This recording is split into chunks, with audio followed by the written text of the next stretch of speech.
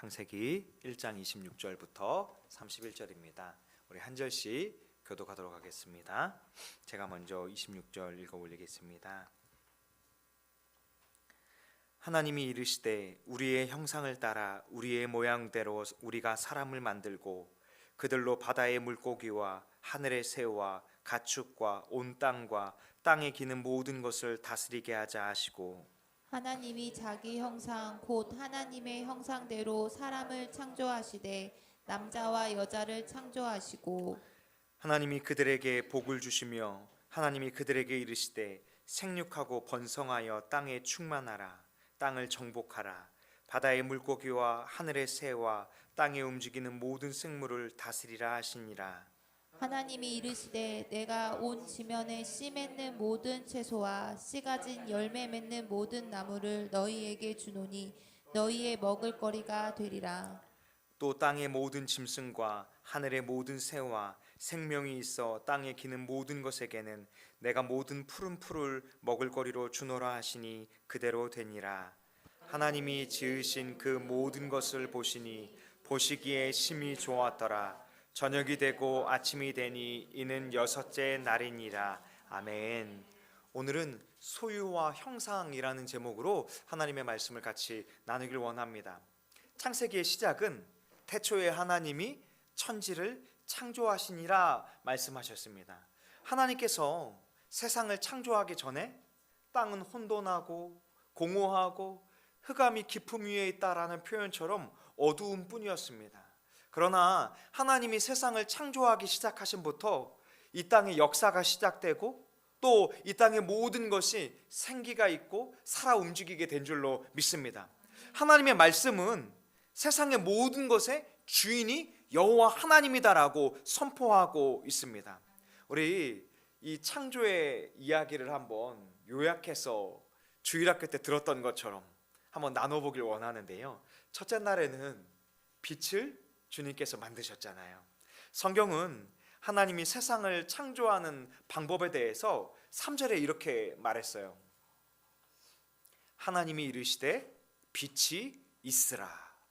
하나님이 말씀하심으로 인해서 세상의 모든 것이 지어져 갔던 것입니다. 아무것도 없는 무의 상태였지만 하나님이 말씀하심으로 인해서 모든 것이 만들어졌음을 선포하고 있는 것입니다. 둘째 날에는 궁창을 만드셨고 궁창 아래의 물과 궁창 위의 물로 나뉘게 하셨습니다. 그러면서 성경은 표현하기를 궁창을 하늘이다 이렇게 말씀하셨잖아요. 그리고 셋째 날에는 천하의 물을 한 곳으로 모이게 하시고 그러고 나니까 땅이 드러났죠. 그래서 땅과 바다를 구분지어 주셨습니다. 그래서 땅은 하나님이 말씀하신 대로 풀과 채소와 열매를 맺을 수 있도록 주님께서 인도하여 주셨습니다. 넷째 날에는 이제 이것을 자세하게 설명하시면서 하늘에 광명체가 있게 해주셨는데요. 낮과 밤을 그 광명체로 구분지어 주셨던 거예요. 그래서 그것을 통해서 징조와 계절과 날과 해를 이루어 주셨죠. 우리가 얼마 전까지는 굉장히 덥다 이런 이야기, 이 더위가 언제 끝날까 이런 생각을 했는데 어젯밤부터 보면 조금 밤에 서늘해진 것을 볼 수 있잖아요. 이제 에어컨 안 켜고 자도 되겠다 이런 생각들을 하게 되잖아요. 그런 것처럼 하나님께서 정하신 뜻대로 그렇게 계절이 바뀌고 날이 바뀌고 해라 표현했던 그 연수가 바뀌어져 감을 그 말씀을 통해서 볼 수 있는 것입니다. 그러면서 광명체가 가리키는 것은 해와 달과 별들을 가리키잖아요. 하나님께서는 해와 달과 별들을 하늘에 있어서 땅을 비추게 하시고 또 낮과 밤을 주관하며 큰 광명체는 낮을 또 작은 광명체는 밤을 주관하게 하셨다. 또 별들이 밤 가운데 있게 하셨다라고 말씀해 주셨어요. 그러면서 다섯째 날에는 물 가운데에서 생물들이 번성하게 하시고 또 하늘에 나는 새들로 번성하게 하여 주셨다라고 성경은 선포하고 있습니다. 21절의 말씀을 같이 한번 읽어보기를 원하는데요. 같이 한번 읽어보겠습니다. 시작. 하나님이 큰 바다 짐승들과 물에서 번성하여 움직이는 모든 생물을 그 종류대로, 날개 있는 모든 생물을 그 종류대로 창조하시니 하나님이 보시기에 좋았더라. 성경 말씀에 보니까 하나님께서 물속에서 사는 생물과 또 하늘에 나는 새들의 종류를 각각 지어주셨다는 거예요. 종류별로 만들어주셨다라고 창조의 말씀을 하고 계세요. 22절의 말씀도 같이 한번 읽어보길 원하는데요. 22절 한번 같이 읽겠습니다. 시작. 하나님이 그들에게 복을 주시며 이르시되 생육하고 번성하여 여러 바닷물에 충만하라. 새들도 땅에 번성하라 하시니라. 하나님께서 그 생물들을 향해서 말씀하시기를 충만하라, 번성하라 이렇게 말씀해 주셨고, 그것이 지금 이 시대에도 충만하게 각각의 생물과 또 각각의 새들이 번성해서 이 땅 곳곳에서 살아갈 수 있도록 역사해 주셨잖아요. 그리고 나서 여섯째 날엔 우리가 잘 알고 있는 것처럼 가축과 기는 것과 땅의 짐승들을 또 각각 종류대로 만들어 주셨습니다. 그리고 마지막으로 사람을 창조하셨다 이렇게 말씀하고 있는데요. 먼저 이 사람의 이야기를 나누기 전에 5절의 말씀을 한번 제가 읽어드릴게요. 하나님이 빛을 낮이라 부르시고 어두움을 밤이라 부르시니라. 이렇게 부르신다라는 표현이 성경에 선포되어 있는데요. 이름을 지었다, 이름을 부른다라는 것은 고대의 의미 속에서는 그것의 이름을 부르는 자가 그것의 주인이다라는 선포를 하고 있는 거예요. 그러므로 빛이라 부르셨다, 어둠이라 부르셨다, 그것부터 시작해서 세상의 모든 것들을 하나님이 지으시고 부르시고 또 그것을 주관해 가신다라고 말씀하고 있는 것은 그 모든 것의 주인이 여호와 하나님이심을 선포하고 있는 것입니다. 바로 하나님의 소유권을 말씀하고 있는 것인데요. 우리의 삶에 주어진 모든 것도 소유가 누구일까요? 하나님이시죠. 우리 자신 역시도 하나님의 소유인 줄로 믿습니다. 하나님의 소유라는 것은요, 우리의 것을 하나님 앞에 빼앗기는 것이 아닙니다. 그런데 우리는 보통 내 것이 다 하나님의 것이야 이러면 뭔가 빼앗길 것 같은 두려운 마음도 있고, 이거 뭔가 하나님께 다 드려야 되는 느낌인가? 이런 염려도 불쑥불쑥 올라올 수 있죠. 그런 의미가 아니고요. 우리가 하나님의 소유된다라는 것은 출애굽기에도 말씀하고 있잖아요. 하나님께서 애굽에서 광야로 인도하여 주시고 가나안 땅으로 인도하여 주시면서 그 이스라엘 백성들을 향해서 뭐라고 말합니까? 그는 내 소유다, 내 보배로운 백성이다, 거룩한 제사장이다, 주의 나라다, 이런 표현들을 선포하고 있잖아요. 우리가 하나님의 소유가 된다라는 것은 바로 그런 의미예요. 우리를 누구도 해할 자가 없다라는 것을 선포하고 있는 것입니다. 우리가 하나님의 반석 위에 있다면, 우리가 주의 날개 아래 보호하심 가운데 있다면 누가 우리를 흔들 수 있을까요? 우리의 눈에 보기에는 환경이 우리를 어렵게 하고 또 우리 곁에 있는 여러 사람들이 우리를 곤란하게 만들 수 있을 것 같겠지만, 그 모든 것의 주관자는 여호와 하나님이시고 또 그 모든 것 가운데 하나님의 소유된 우리들을 주님께서 보호하심 가운데 인도하여 주실 줄로 믿습니다. 그래서 어쩌면 성경은 표현하고 있잖아요. 우리는 맨몸으로 와서 맨몸으로 돌아가지요. 그런데 우리는 소유권을 찾으러 가는 자들이에요. 여러분, 죽을 때 모든 것을 이 땅에 놓고 가지만 우리는 하나님 나라에 가서 하나님 나라의 기업을 잇기 위해서 가는 줄로 믿습니다. 하나님의 기업을 주님께서는 우리에게 허락해 주시겠다. 하나님의 나라가 너희에게 기업으로 물르게 될 것이다. 하나님의 기업을 이을 자가 될 것이다. 하나님의 상속자가 될 것이다. 하나님의 자녀가 될 것이다 라고 우리에게 선포하고 계세요. 그 약속이 저 천성에서 우리에게 이루어지게 될 줄로 믿습니다. 오늘 그 1장의 말씀 가운데에서는 우리가 하나님의 소유가 됨을 놓치지 않았으면 좋겠습니다. 우리가 예수 그리스도를 경외하며 또 하나님의 소유가 된 삶을 살아간다라는 것은 주님의 보호하심과 주님의 인도하심 가운데 살게 되는 것인 줄로 믿습니다. 우리의 힘으로 살아가고자 한다면 염려가 되고 두렵고 불안하죠. 많이 가져도 이것을 잃을까 봐 두렵고 더 가져야 하는데 그러지 못해서 불안하죠. 걱정되죠. 그런데 하나님께서 말씀하시기를 들의 참새 하나도 또 들의 꽃 하나도 하나님이 보호하시고 먹이시고 입히신다고 하시는 것처럼 하물며 하나님의 백성들인 하나님의 소유들인 너희일까 보냐 하신 말씀처럼 주님께서는 우리가 이 땅에서 최선을 다해서 살아가야 하겠지만서도 주님이 우리를 먹이시고 입히시고 인도하셔서 저 천성에 가는 그날까지 하나님의 소유로서 이끌어 주실 줄로 믿습니다. 오늘 26절의 말씀은 이렇게 말씀하고 있는데요, 우리 같이 한번 26절, 27절을 한번 같이 읽어보겠습니다. 시작. 이르시되 우리의 형상을 따라 우리의 모양으로 우리가 사람을 만들고 그들로 바다의 물고기와 하늘의 새와 가축과 온 땅과 땅에 기는 모든 것을 다스리게 하자 하시고, 하나님이 자기 형상 곧 하나님의 형상대로 사람을 창조하시되 남자와 여자를 창조하시고. 아멘. 오늘 이 소유와 형상에 대해서 이야기를 나누기를 원한다고 했잖아요. 우리가 하나님의 소유다라는 것을 이제 깨달았다면 이제 우리가 하나님의 형상으로 지음을 받았다라는 것을 한번 살펴보길 원하는데요, 창세기 1장 26절은 우리에게 이런 말씀을 했잖아요. 하나님이 이르시되 우리의 형상을 따라 우리의 모양으로. 우리는 하나님의 형상과 모양으로 지음받은 존재인 줄로 믿습니다. 삼위일체 대신 성부와 성자와 성령의 형상으로 우리는 지음을 받은 것입니다.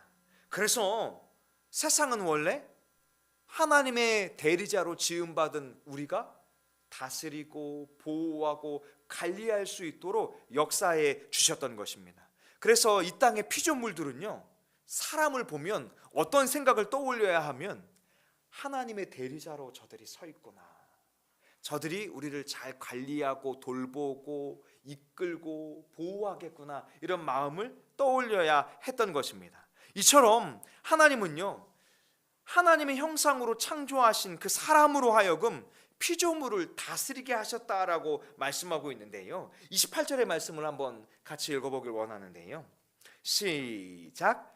하나님이 그들에게 복을 주시며 하나님이 그들에게 이르시되 생육하고 번성하여 땅에 충만하라. 땅을 정복하라. 바다의 물고기와 하늘의 새와 땅에 움직이는 모든 생물을 다스리라 하시니라. 저희는 이 말씀을 보다 좀 깊게 살펴보기를 원하는데요, 28절에 땅을 정복하라 이런 표현은 한글이 표현하는 것과 같이 뭔가 차지해야 할 것 같고 정복해야 할 것 같고 그런 의미가 아닙니다. 성경 원문의 의미는요, 하나님의 모양과 하나님의 형상대로 지음받은 우리가 하나님의 뜻을 따라서 하나님의 목적을 따라서 청지기와 같이 하나님의 대리자로서 이 땅에서 잘 관리하라라는 말씀을 우리에게 하고 계시는 거예요. 그런데요, 여기 28절의 말씀 가운데 보면 하나님은 먼저 그들에게 무엇을 주셨을까요? 복을 주셨어요. 하나님 우리를 축복하여 주신 줄로 믿습니다. 하나님이 축복하여 주신다면 그리스도의 사랑에서 누가 우리를 끊을 자가 있을까요? 누가 우리를 목마르게 내버려 둘 자가 있을까요?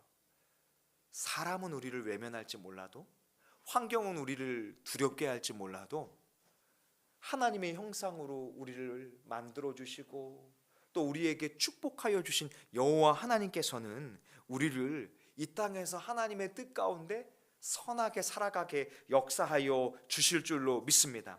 하나님은요, 우리에게 축복하여 주시면서 생육하고 번성하며 충만하며 하나님의 대리자와 같은 삶을 살기를 원하세요. 오늘 하나님의 사람으로서의 청지기의 삶을 잘 살고 계신가요? 그리스도인으로서 하나님의 사람으로서 지음받고 부르심을 받은 특별히 하나님의 자녀들이요 그리스도의 사람들인 우리가 그렇게 하나님의 형상대로 살아갈 수 있기를 원합니다. 더 이상 죄 가운데 정죄받고 눌리고 세상의 모습과 같이 살아가는 것이 아니라 우리는 예수 안에서 누구도 우리를 해할 자도 없고 정죄할 자도 없는 줄로 믿습니다. 우린 예수 그리스도의 의로 말미암아서 예수 그리스도를 믿음으로 말미암아 이미 하나님 앞에 의인이 되었어요. 그리고 주님께서는 우리에게 고와 같이 내버려 두신 것이 아니라 성령을 부어 주셨고, 성령께서 우리를 선한 길로 인도하여 주시고 진리를 깨닫게 하여 주시고 하나님의 말씀을 붙들게 하여 주셔서 하나님의 대리자로서 능히 살아갈 수 있도록 역사하게 하여 주실 줄로 믿습니다. 31절은 이렇게 우리에게 말씀합니다. 같이 한번 읽어볼게요. 시작. 하나님이 지으신 그 모든 것을 보시니 보시기에 심히 좋았더라. 저녁이 되고 아침이 되니 이는 여섯째 날이니라. 아멘. 하나님이 우리를 보시고 어떤 마음으로 생각하실까요? 여기 보니까 하나님이 지으신 그 모든 것을 보시니 보시기에 심히 좋았다, 이렇게 말씀하세요. 특별히 하나님의 형상으로 지음받은 우리를 보실 때에도 하나님 보실 때에 심히 좋았다라고 말씀해 주실 줄로 믿습니다. 여러분, 우리의 눈으로 거울을 비추어 보면 만족하십니까? 주여, 만족하시는 줄로 믿습니다. 네, 세월이 흐르다 보면 그 만족도가 어때요? 점점 더 충만해지시나요? 아니면 만족도가 더 떨어지시나요?